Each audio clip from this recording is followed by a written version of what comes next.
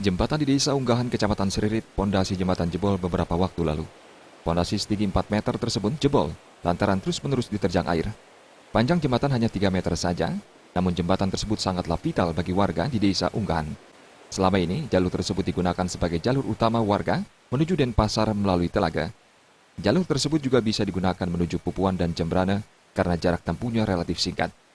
Jalur ini juga biasanya dipergunakan oleh anak-anak menuju sekolah, yakni SMKN 1 Busung Biu.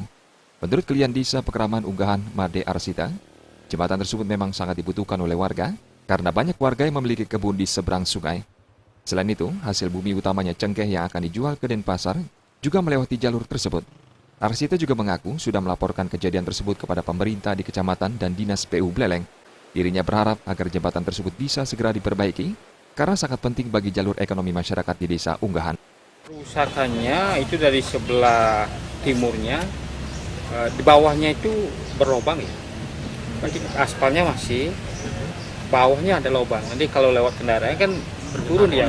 Ada kendaraannya pasti jebol. Jadi karena sayapnya itu yang jebol duluan, akhirnya pantulan air itu masuk ke dalam. Ada tanah-tanah di jalan itu kan habis semua dikeluarkan. Jadi kami menyerahkan sepenuhnya karena itu jalan utama yang menghubungkan Unggahan, Telaga, Denpasar. Kalau masyarakat kami ke Denpasar lewatnya dari sana. Jadi berusaha kami dari desa untuk berkoordinasi dengan pemerintah untuk segera bisa diperbaiki. Karena pada saat ini sama sekali tidak bisa lewat untuk kendaraan roda 4. Hijrah dan bro. Lewatnya Keularan jadi jauh tuh, kurang lebih sekitar 10 kilo jadinya muter. Pandewismaya, Bali TV.